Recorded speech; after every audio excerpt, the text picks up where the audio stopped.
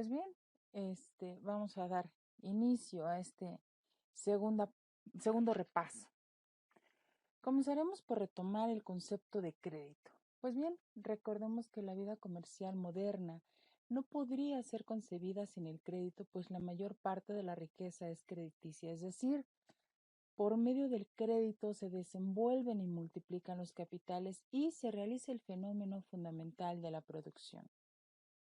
El crédito visto como generador de riqueza marca un parteaguas en la historia económica del hombre, porque se ha consagrado al crédito como el origen real del progreso de la sociedad actual. En un sentido genérico, crédito significa confianza, es decir, se origina de una persona en quien se cree y a la que se le tiene confianza, se dice que es persona digna de crédito. Sin embargo, también es oportuno señalar que no siempre hay confianza. Hay crédito en un sentido jurídico y, por el contrario, sí hay ocasiones en que el crédito se concede con ausencia de confianza. Por ejemplo, cuando se le da dinero a un comerciante para que salga de una situación angustiosa o apremiante, pero que no se confía en él. Por tanto, se le nombra un administrador para su empresa. Este es un caso frecuente en la vida bancaria. En un sentido jurídico, habrá un negocio de crédito cuando el sujeto activo, que es la persona que recibe la designación de acreditante, traslada al sujeto pasivo, que es el llamado acreditado, un valor económico actual con obligación del acreditado de devolver tal valor o bien su equivalente en dinero en un plazo determinado y convenido. En este concepto, podemos ver que se comprende lo mismo la traslación de propiedad de un bien tangible, es decir, un contrato de mutuo, que una transmisión de un valor económico intangible. Estos son los casos en que se presta la firma como aval o bien se contrae una obligación por cuenta del acreditado. Títulos de crédito. Bueno, pues recordemos que los títulos de crédito, como ya hemos visto durante nuestro curso, son documentos que facultan a su tenedor, es decir, a quien los posee o a quien los tiene en sus manos para poder ejercer el derecho literal que se le consigne en los mismos. Vivante los define como documentos que llevan incorporado un derecho literal y autónomo que se puede ejercer por el portador legítimo contra el deudor a la fecha de su vencimiento. Los tipos de título de crédito son pago o efectos de comercio. Son representativos de mercaderías, de participación social o bien de valores mobiliarios al portador, a la orden, nominativos, valores públicos, créditos privados, créditos no causados, causados o bien abstractos.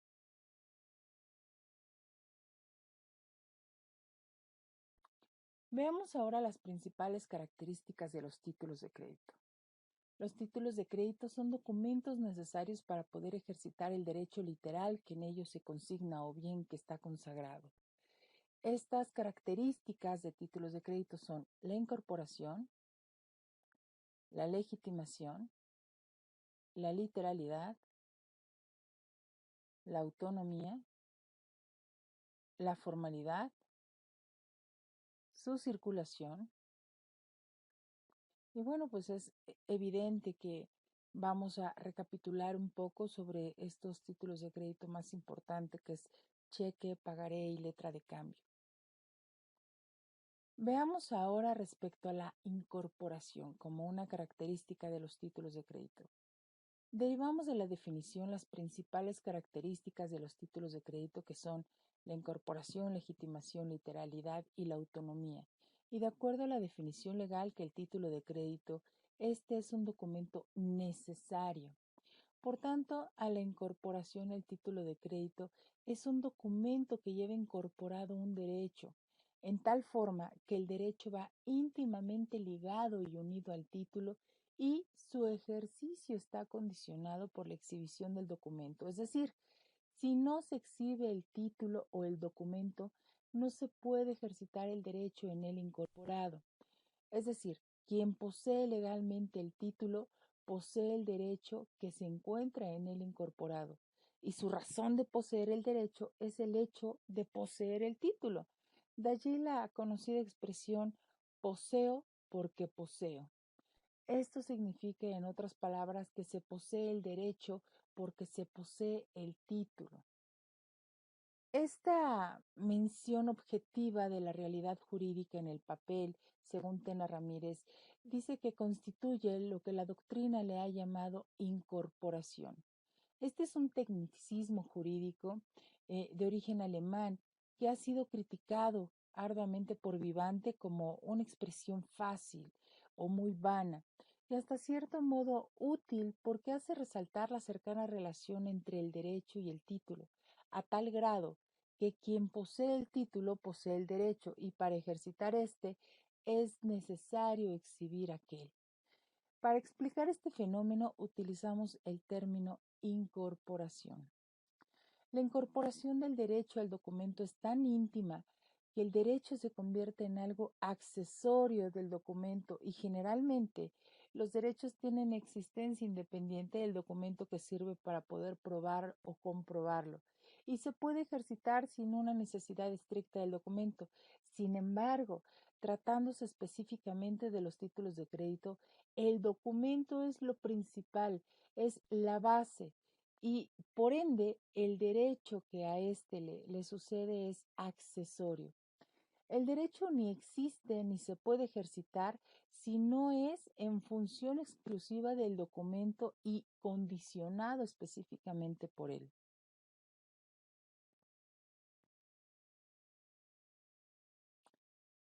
Ahora, como otra característica de título de crédito, veamos la legitimación.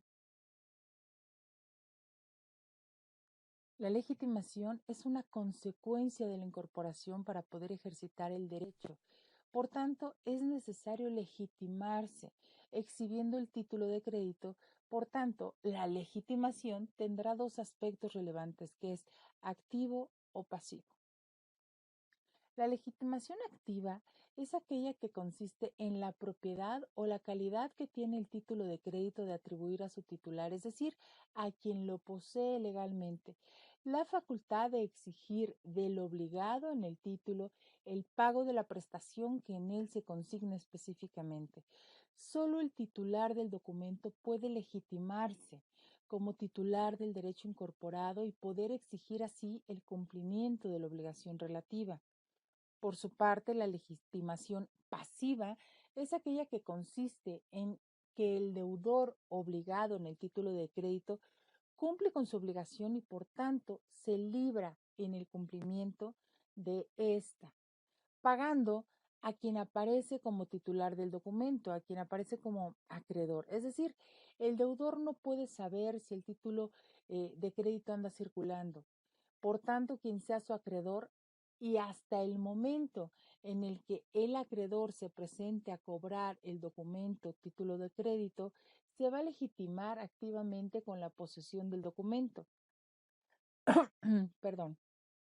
Es por esto que el deudor se legitima a su vez en el aspecto pasivo al pagar a quien aparece activamente legitimado. Ahora veamos respecto a la literalidad como otra característica de los títulos de crédito. La literalidad contiene una definición legal que dice que el derecho incorporado en el título es literal. Esto significa que el derecho se medirá en su extensión y sus demás circunstancias por la letra o lo que viene consignado en el documento, por lo que literalmente se encuentra en el escrito. Es decir, si la letra de cambio, por ejemplo, dice que el aceptante es obligado a pagar 1,000 pesos en determinado lugar y fecha, éste estará obligado en esa medida, aunque haya querido obligarse por una menor cantidad o por otras circunstancias. Si se trata de un título tan perfecto como lo es la letra de cambio, que es el título de crédito más completo, aún en este caso la literalidad puede ser contradicha por la ley. Por ejemplo, si la letra de cambio dice que su vencimiento será en abonos, como la ley prohíbe esta clase de vencimientos, no valdrá esta cláusula respectiva y se entenderá que por prevalencia de la ley, la letra de cambio vencerá a la vista, independientemente de lo que se diga en el texto de la letra. Esto está estipulado así por el artículo 79. Por tanto, con tales limitaciones, aceptamos que la literalidad es una característica de los títulos de crédito y entendemos que presuncionalmente la medida de derecho incorporado en el título es la medida justa que se contenga en la letra del documento. Ahora veamos a la autonomía, también como una característica principal de los títulos de crédito.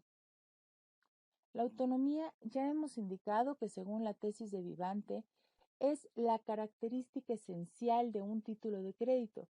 Desde un punto de vista activo específicamente, es decir, es el derecho que cada titular sucesivo va adquiriendo sobre el título del que se está hablando y sobre los derechos que en él se encuentran incorporados.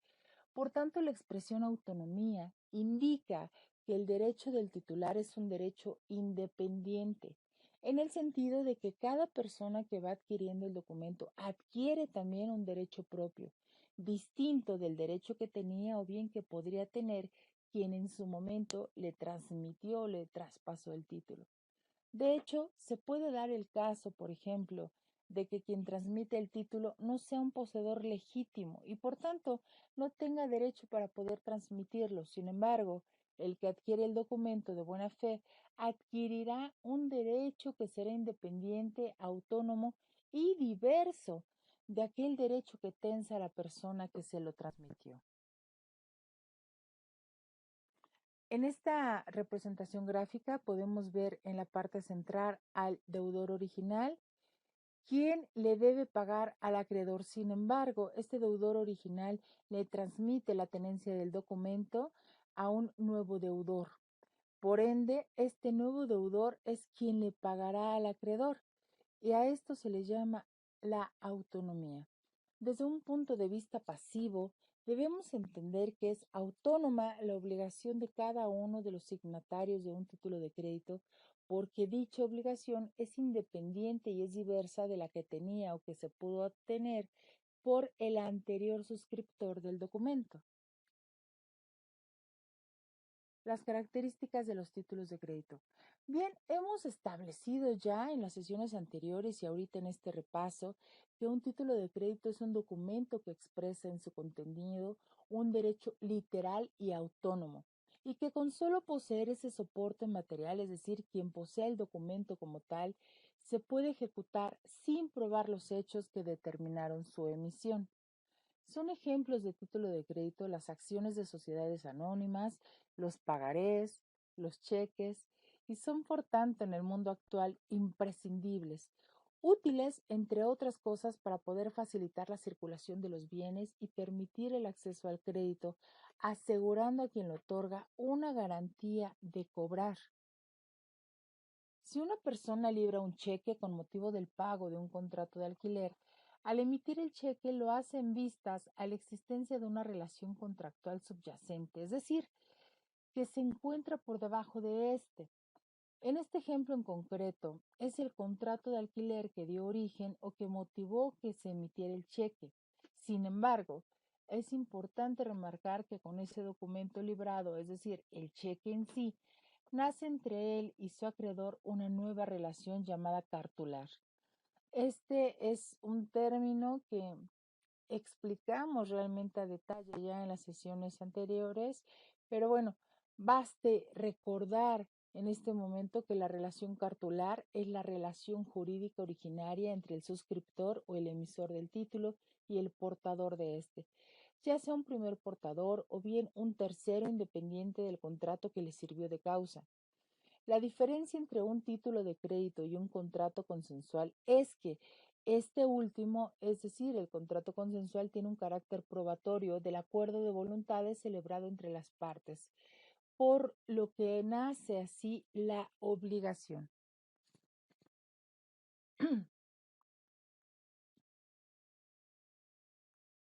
Características de los títulos de crédito.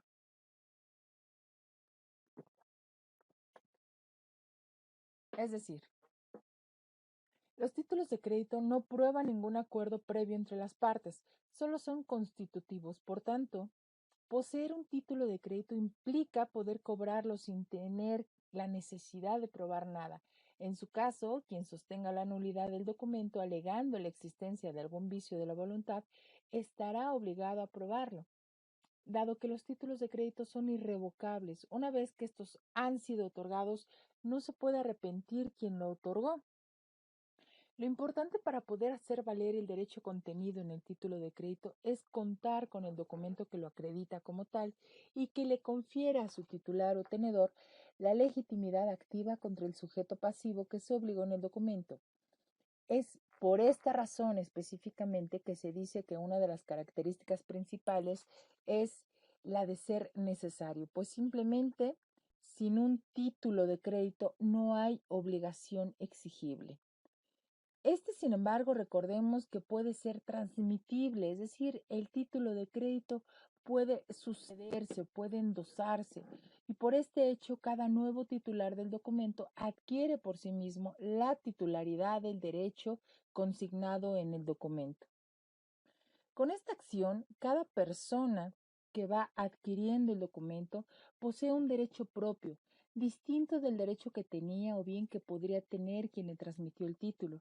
Por tanto, si una de las relaciones cartulares resultara nula, por ejemplo, por algún vicio de la voluntad, esta no anula la relación de los tenedores posteriores. Por ejemplo, un comerciante que vende sus productos y recibe como pago un documento de pago diferido, por ejemplo, un pagaré, y a su vez este comerciante utilizó ese título de crédito para abonar a sus proveedores y así el título de crédito fue cambiando de titular. Si fuese nula la relación cartular por la que el comerciante recibió el título de su cliente, esto no anularía su obligación de pago respecto de su proveedor. Recordemos que la característica de ser literales sirve para poder conocer los derechos de su titular y para esto hay que atenerse estrictamente a lo consignado en el título. Por tanto, si el título referido dice que se debe abonar en determinada moneda, esa será la forma de pago y no otra. Podemos hacer varias clasificaciones de los títulos de crédito. Primero, por su consagración legal. Es decir, algunos están contemplados por la ley que les ha dado un nombre y una relación jurídica, y por eso se llaman típicos o nominados, como la letra de cambio, el cheque o el pagaré. Y por otra parte se encuentran los innominados, que son los que los usos mercantiles consagraron como válidos y vigentes. Por su objeto, los títulos pueden ser personales o corporativos, es decir, cuando no confieren un derecho de crédito, sino la calidad de miembro societario, los obligacionales, que son los que confieren un título de crédito, y los reales, que son aquellos que hacen constar un derecho real sobre mercaderías, siendo representativos de ellas. Por su materia, estos pueden ser civiles o comerciales. Por el carácter de su creador pueden ser públicos, otorgados por el Estado o bien por particulares. Por su manera de creación pueden ser singulares, como la letra de cambio, el cheque o el pagaré, porque se realiza en casos particulares y específicos y seriales creados en masa como las acciones. Por su naturaleza pueden ser principales con existencia propia y accesorios que son los dependientes de un título de crédito principal. Perdón. Ahora recordemos qué es un pagaré. Pues bien, un pagaré es un título de crédito que contiene una promesa de pago sometida a determinadas formalidades. Es un documento que es utilizado con frecuencia en los créditos bancarios, donde contiene una declaración expresa del prestatario, es decir, del cliente, de haber recibido del banco, que será el beneficiario, una cantidad de dinero y donde además se compromete a pagar en un plazo establecido. El pagaré es un documento independiente del negocio o de la operación que lo originó. Eso significa que si a alguien le hacen un juicio en base a un pagaré, no va a poder discutir cuestiones ajenas al mismo pagaré. Por ejemplo, si lo firmó por el saldo de la compra de un auto usado, no va a poder argumentar que el auto tenía fallas o que debía tenencias o algún impuesto. O bien, si lo firmó porque le prestaron dinero, no va a poder argumentar que los intereses eran abusivos, etc. Jurídicamente se dice que no se puede discutir la causa de la obligación. Por todo esto se dice que el pagaré es un documento autónomo, independiente o autosuficiente, ya que no necesita de ninguna argumentación ni de ninguna otra prueba para poder ejecutarse judicialmente. Ahora veamos el concepto de pagaré como tal. Bueno, pues este es el título valor que incorpora una promesa de pago por el firmante de una suma de dinero específica, no sujeta a condición alguna. La obligación que se paga se puede originar en cualquier tipo de contrato, ya sea en una compraventa, un préstamo, por ejemplo, y los pagarés se pueden emitir al portador en cuyo caso el firmante se compromete a pagar al que resulte ser el portador del documento o de la forma nominativa. Es decir, el firmante se compromete a pagar al beneficiario cuyo nombre aparece en el documento o bien a la persona que éste endose el título. Los pagarés al portador se rigen por el Código de Comercio en el artículo 544 y los nominativos o cambiarios, por la ley del Código de Comercio. Ahora veamos el contenido del pagaré. El pagaré debe contener la fecha, el nombre del librador, que es el nombre de quien le emite y garantiza su aceptación y el pago. 3, la cantidad en números y letra, la cual debe coincidir totalmente. 4, la época de pago. 5, la persona a quien o a cuya orden se debe pagar. Y 6, la expresión de si son por valor recibido y en qué especie o bien por valor en cuenta. Veamos ahora los elementos del pagaré. Pues bien, como podemos ver aquí en esta representación gráfica que se las había comentado ya en la sesión donde vimos este tema en particular, pues debe de incluir o debe de tener la denominación o la literalidad de pagaré y la promesa de pago, que sería esta parte de me comprometo a pagar. Esta es la promesa de pago. Y aquí viene, inserta literalmente la palabra de pagaré. La segunda debe ser el nombre del beneficiario, es decir, quien se va a convertir en el acreedor de dicho documento.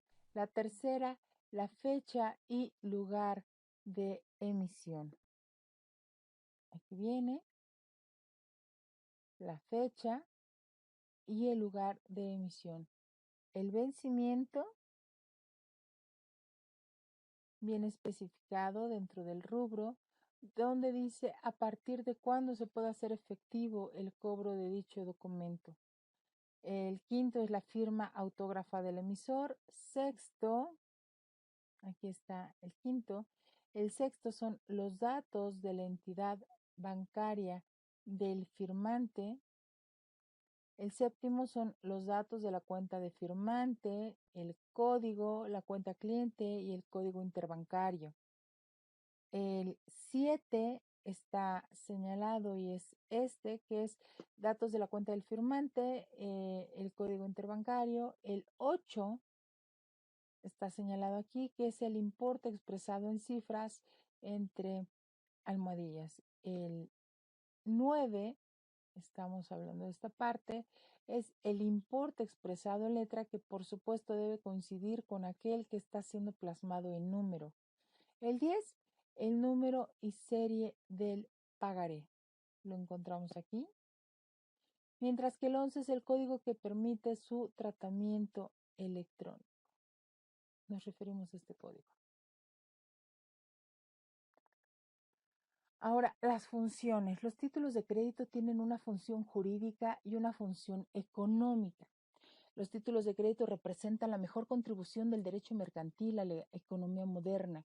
Por lo que se refiere a la función económica de los títulos de crédito, diremos que el gran desarrollo de la vida económica contemporánea tiene como fundamento el crédito, que en síntesis se puede explicar como el conjunto de operaciones que suministran riqueza, presenta a cambio de un reembolso futuro. Así, los titulares del crédito sirven fundamentalmente para poder documentar tales créditos y en esta documentación, mediante los títulos de crédito, se realizan las siguientes ventajas. Primera, eh, tener la seguridad.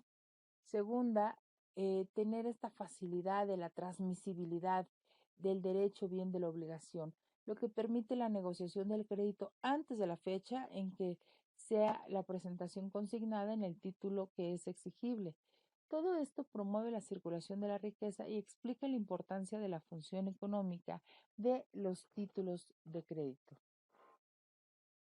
La otra necesidad del crédito es la carencia presente de los recursos necesarios para comprar lo que se necesita y se basa en la confianza del comerciante en vender sin recibir el pago todavía, pero teniendo la promesa o bien la expectativa de recibir en el futuro. El crédito es el acelerador de la economía porque posibilita más cambios o intercambios que el propio ahorro. Bueno, aquí vemos diversas formas de ahorro, ¿no? Puede ser un ahorro mediante una inversión, un ahorro en casa, en una caja fuerte, un ahorro en una típica alcancía, bien ahorro en alguna empresa o mediante algún título de crédito, etcétera. La experiencia enseñó a los comerciantes la práctica generalizada de otros comerciantes de no pagar en forma inmediata, pero sí de cumplir a cabalidad en el futuro con la cantidad debida, lo que los hacía personas dignas de crédito, porque hoy en día casi todo comerciante debe de vender a crédito, dado que el no hacerlo, alguien más lo hará y perderá así la venta. Del mismo modo, debemos decir que la falta de crédito se traduce en una falta de confianza, pues generalmente la gente no contrata con la persona que no le tiene confianza, evidentemente. Los títulos de crédito o tipos de crédito a corto plazo son líneas de servicio, descuentos, préstamo quirografario, préstamo con colateral, préstamo prendario, apertura de crédito simple, apertura de crédito en una cuenta corriente, crédito de habilitación o de avío, el crédito comercial documentario y hablaremos de esta mayoría en las siguientes diapositivas. Sin embargo, lo hemos analizado estas a detalle en la sesión de la unidad en la que referíamos el tema. Pero bueno, mencionaremos algunas superficialmente. Recordemos que esto solamente es un repaso para poder reforzar aquellos conceptos que ya hemos manejado.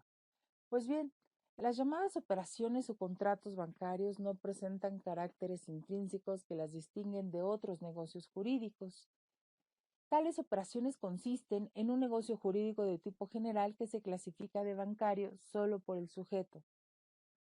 Se caracterizan, pues, estas operaciones por ser realizadas habitual o exclusivamente por un tipo especial de empresas que reciben el nombre de bancos o bien de instituciones de crédito.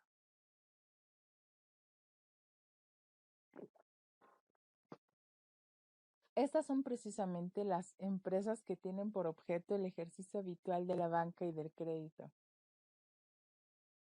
Las operaciones bancarias se caracterizan por ser operaciones de crédito realizadas profesionalmente.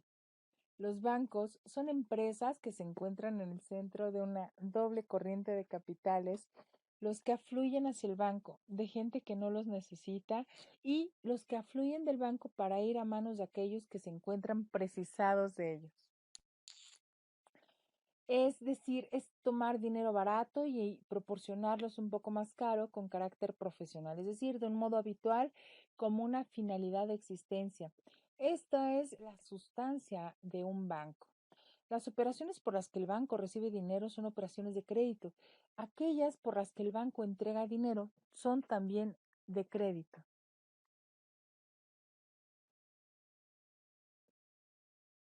Las operaciones pasivas son aquellas por las que el banco se hace de capitales para invertirlos lucrativamente en las condiciones y términos permitidos por la ley, depósitos bancarios de dinero, emisión de bonos, etc.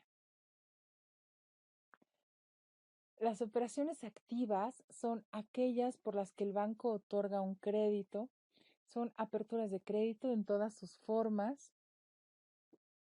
Operaciones neutras son aquellas en las que el banco ni recibe ni otorga un crédito, sino que consiste en meras funciones de mediación o bien de servicios a sus clientes, por lo que reciben también el nombre de servicios bancarios.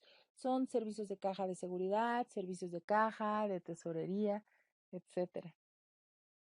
Pues bien, es importante señalar que otro de los contratos más recurrentes en el mundo mercantil es el de arrendamiento financiero, que concede al arrendatario el uso y el goce, más no la propiedad de la cosa, siendo particular por la característica de los modos de terminar el contrato. Esta modalidad de contratación es bastante requerida a partir de la necesidad de los usuarios de adquirir productos cuyo precio no está al alcance de sus posibilidades, pero que gracias a este acuerdo pueden obtener de una manera pronta sin que tenga que adecuarse a celebrar un convenio de compraventa. Este acuerdo toma su base del arrendamiento civil, en que la empresa arrendadora no concederá la propiedad sino solo el uso y goce de la cosa. Solo que como en este caso la arrendadora se está obligando a adquirir el bien, se determinará un plazo fijo en el que una vez transcurrido el arrendatario habrá cubierto la cantidad total del costo del objeto, dando pie así a una de las operaciones terminales que la Ley de Títulos y Operaciones de Crédito regula. La duración es otra diferencia clave respecto al contrato civil, ya que si bien en este la duración es indeterminada y está sujeta a la voluntad de las partes, salvo en el caso específicamente del arrendamiento de una casa habitación en la que se pone un mínimo, más no un plazo de vencimiento. En este arrendamiento financiero se pone un tiempo máximo a modo de que el arrendatario recupere la inversión inicial y a la vez el arrendador no pague más del valor de la cosa sin que exista un perjuicio para alguna de las partes. Las opciones terminales permiten que el arrendador compre el bien a un precio mucho menor en el entendido de que ya pagó su deuda y que junto con el arrendatario pueda vender el bien a un tercero y puedan dividir la ganancia, o bien que en su defecto se pueda renovar el contrato pero pagando un precio mucho menor que se venía pagando. La intermediación bancaria. Los bancos son empresas que tienen por finalidad el ejercicio habitual de la banca y del crédito. Fundamentalmente se caracterizan por desarrollar actividades de intermediación en el crédito. La misión esencial de la banca consiste en actuar como intermediaria en el crédito, centralizando primero los capitales dispersos que se encuentran disponibles y redistribuyéndolos luego en operaciones de crédito a favor de quienes necesitan el auxilio de capital para producir. Son, en fin, los bancos intermediadores, distribuidores profesionales de crédito, y los bancos, a través de la realización de las llamadas operaciones pasivas, que son depósitos y emisión de valores fundamentalmente, recogen del público aquellos capitales que se encuentran ociosos sin ocupación productiva inmediata o de ahorro. Por otra parte, ponen esos mismos capitales mediante las denominadas operaciones activas, que son otorgamientos de crédito, especialmente a disposición principalmente de la industria y del comercio para sus actividades de producción y distribución de bienes y de servicios. Ahora, las operaciones de crédito son aquellas operaciones de crédito de dinero por las cuales una de las partes entrega o bien se obliga a entregar una cantidad de dinero y la otra a pagarla en un momento distinto de aquel en que se celebra dicha convención. Por tanto, constituye también una operación de crédito de dinero el descuento de documentos representativos de dinero, sea que lleve o no envuelta la responsabilidad del cedente. En las operaciones de crédito de dinero no reajustables, se constituye un interés toda suma que recibe o que tiene derecho a recibir el acreedor a cualquier título por sobre el capital. En las operaciones de crédito de dinero reajustable, constituye un interés toda suma que recibe o que tiene derecho a recibir el acreedor por sobre el capital reajustado. En ningún caso constituyen intereses las costas personales ni las personales. El contrato de apertura de crédito, vamos a verlo ahora. Pues bien, la definición del contrato es aquel por medio del cual una persona llamada acreditante se obliga a poner a disposición de otra llamada acreditado una suma de dinero, o bien a contraer por cuenta del acreditado una obligación para que éste haga uso del crédito concedido en la forma y en los términos en que fue pactado, por lo que el acreditado quedará así obligado a restituir al acreditante las sumas de que disponga, o bien a cubrirlo oportunamente por el importe de la obligación que contrajo, y en todo caso a poder pagar los intereses, las comisiones, los gastos y otras prestaciones estipuladas de acuerdo al artículo 291 de la Ley General de Títulos y de Operaciones de Crédito. El contrato de apertura de crédito pues bien, hemos establecido que el contrato de apertura de crédito es aquel por medio del cual el acreditante se obliga a poner a disposición del acreditado una suma determinada de dinero para que éste haga uso del crédito en la forma, en los términos y en las condiciones que fueron convenidos, con la obligación de restituir al acreditante las sumas de que disponga con sus intereses, las prestaciones, los gastos y las comisiones que se hayan estipulado. Cuando el contrato no se ha fijado un límite a las disposiciones del acreditado y no sea posible determinar el importe del crédito, se debe entender que el acreditante queda facultado para poder establecer ese límite en cualquier momento. Cuando las partes han fijado ya el importe del crédito o bien su límite, se entenderá que en él quedan comprendidos los intereses, las comisiones y los gastos que deba cubrir el acreditado. Cuando en el contrato no se haya estipulado un plazo para que el acreditado haga uso del crédito, cualquiera de las partes podrá darlo por concluido en cualquier tiempo.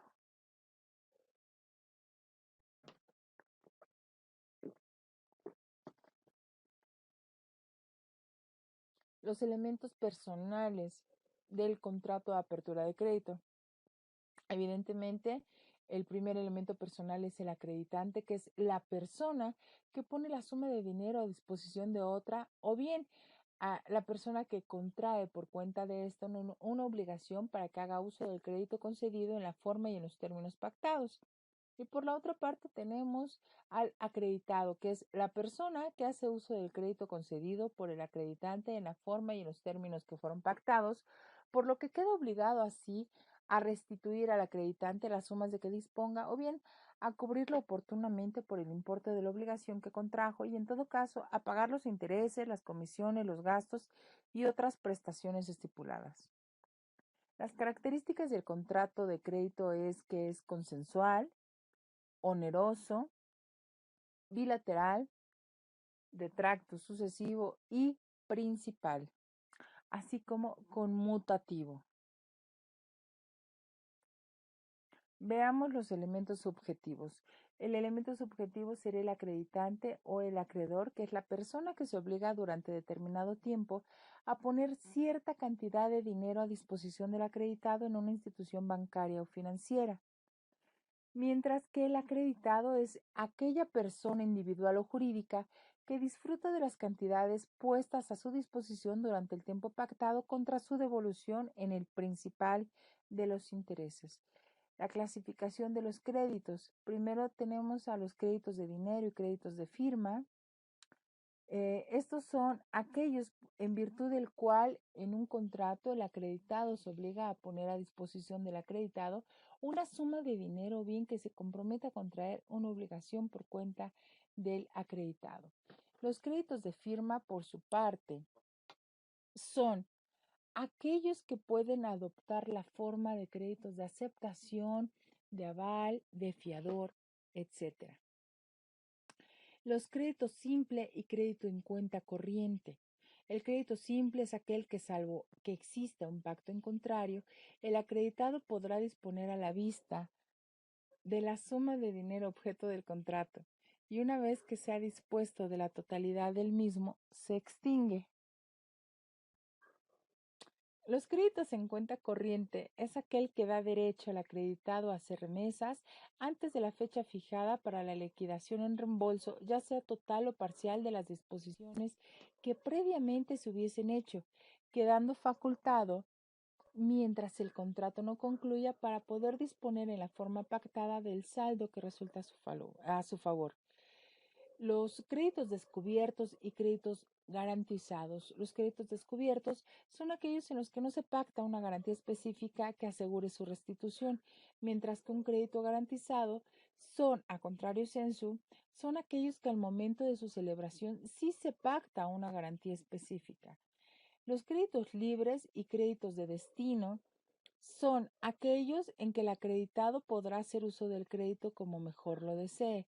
El crédito de destino es donde el acreditado debe disponer del crédito en la adquisición de determinados bienes o en fines previamente establecidos.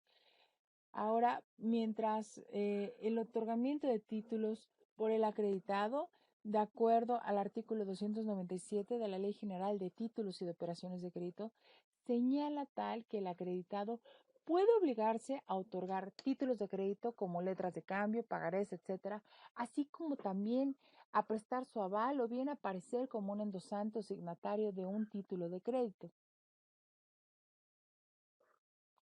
Términos y extinción del contrato.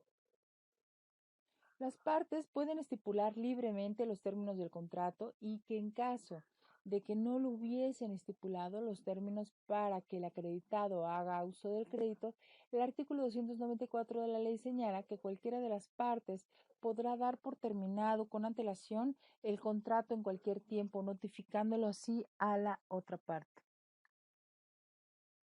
Ahora bien, de acuerdo con el artículo 301 de la Ley General de Títulos y de Operaciones de Crédito, el crédito se extingue por las siguientes causas.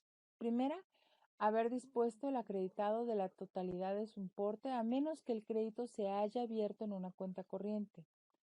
La expiración del término convenido o por la notificación de haberse dado por concluido el plazo conforme al artículo 294 cuando no se hubiere fijado un plazo.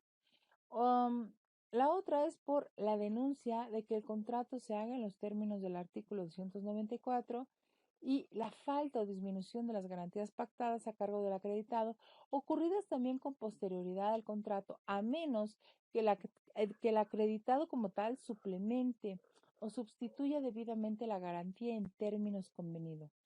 Hallarse cualquiera de las partes en estado de suspensión de pagos, de liquidación judicial o de quiebra.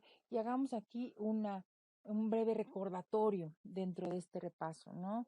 La suspensión de pagos es cuando la empresa pierde esta posibilidad de flujo monetario, es decir, no tiene la solvencia económica, pero no solamente no se niega a pagar, sino que pagará a futuro porque tendrá la solvencia, tendrá esa certeza de que podrá cumplir con esa obligación. Mientras que una liquidación o una quiebra es cuando la empresa entra en esta situación de insolvencia económica y por tanto debe deshacerse o bien deben extinguirse dicha empresa. También, bueno, otro fundamento para los términos y extinción del contrato es la muerte, la interdicción, la inhabilitación o bien la ausencia del acreditado o por disolución de la sociedad a cuyo favor se hubiere concedido el crédito. Ahora veamos respecto a la cuenta corriente brevemente.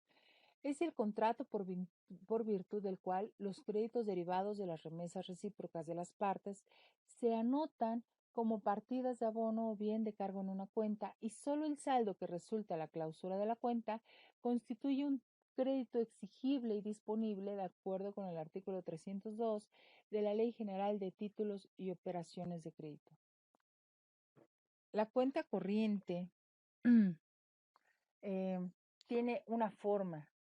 Y este es que el contrato debe ser consensual y su celebración no requiere una formalidad específica. Basta con el simple consentimiento que han otorgado las partes involucradas y mediante este contrato las partes persiguen la finalidad de limitar o de disminuir sus pagos en efectivo. Así, el efecto evidente es que dos comerciantes que tengan constantes relaciones de negocios podrán convenir en no exigirse el pago de sus créditos recíprocamente derivados de las remesas que se hagan, sino en inscribirlos o anotarlos en una cuenta y exigir solamente el saldo que resulte a la clausura o al cierre. Los elementos del contrato es la cuantía, es decir, se debe establecer una cuantía máxima a la que el acreditante está dispuesto a obligarse.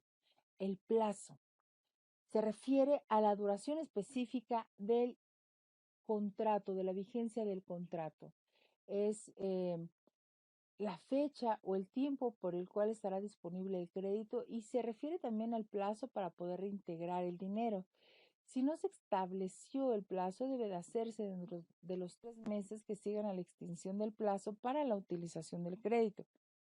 El acreditante puede dar por vencido el plazo anticipadamente previo aviso del acreditado, estipulado así por el artículo 727 del Código de Comercio.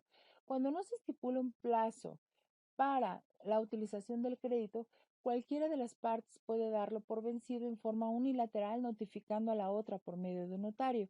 La utilización debe de establecerse en qué forma se va a utilizar el crédito. La remuneración consiste en las comisiones por la disponibilidad del crédito y el acreditado deberá de pagar la comisión fijada aunque no disponga del crédito. Los intereses se causarán únicamente sobre las cantidades de las que efectivamente se dispuso y sobre las pagadas por su cuenta, estipulado así en el artículo 722 del Código de Comercio. Ahora, respecto a la cuantía, el plazo, eh, la terminación anticipada, la utilización y la remuneración son los elementos de este contrato. Por favor, no debemos de olvidarlos. La forma de disposición. Simple, es decir, cuando la utilización de fondos puestos a disposición agota para el acreditado su derecho y satisface en consecuencia la obligación del acreditante. Es rotatoria también llamada de cuenta corriente cuando confiere al acreditado a hacer reembolsos durante la vigencia del contrato, reponiendo con ellos el saldo o bien las sumas disponibles a su favor. Por lo tanto, si se utiliza la totalidad del crédito pero lo reembolsa, de nuevo se puede disponer de la suma a su favor. La terminación del contrato puede ser por vencimiento del plazo para el cual éste fue establecido, y si no hay un plazo, recordemos que de estas formas explicadas en el apartado en que se trató el elemento del plazo, se pudo haber utilizado también la totalidad del monto de crédito, o bien por decisión unilateral por parte del acreditante en los casos de contrato a plazo fijo con previo aviso del acreditado, por hallarse cualquiera de las partes en estado de quiebra, de liquidación o bien del concurso de acreedores, por la muerte del acreditado o bien la disolución de la sociedad acreditado. El contrato implica una relación intuito personae. Ahora veamos brevemente lo que es el depósito. Bien, este depósito es el contrato por medio del cual el depositario se obliga hacia el depositante a recibir una cosa, ya sea mueble o inmueble, que a qué le confía, y se compromete así a guardarla para poder restituirla en su momento cuando éste la pida, de acuerdo al artículo 2516 del Código Civil. Regulación del contrato de depósito. Este es un contrato por medio del cual el depositario se obliga hacia el depositante a recibir una cosa, mueble o inmueble que aquel le confía, y a guardarla para poder restituirla cuando lo pide el depositante. Si bien es cierto que el Código Civil del Distrito Federal bien regula este contrato de una manera amplia, también lo es que la Ley General de Títulos y Operaciones de Crédito regula algunos contratos de depósito especiales, tales como depósito en almacén general, depósito bancario y los depósitos hechos de clientes de hoteles en instituciones similares. Bien, por cuanto hace el depositante, esta es la persona que confía una cosa mueble o inmueble a otra para su guardia y custodia, o bien su custodia. Y el depositario, que es la persona que se obliga a recibir una cosa mueble o inmueble para poder guardarla y restituirla cuando la solicite quien le entregó el bien. Perdón.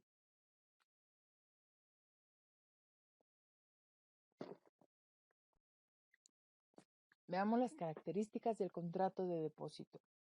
Este debe ser principal, bilateral, consensual y oneroso.